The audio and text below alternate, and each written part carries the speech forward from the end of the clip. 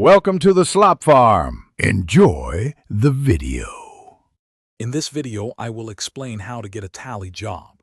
First, understand that a tally job primarily involves counting and recording items with high accuracy.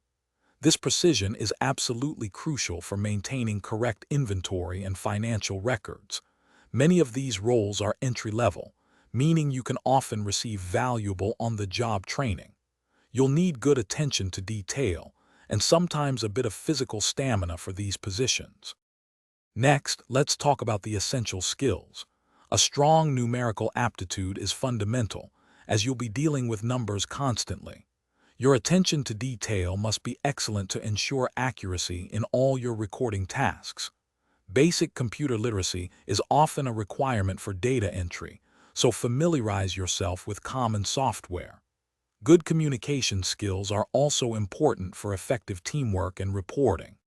Now, let's explore how to find these opportunities.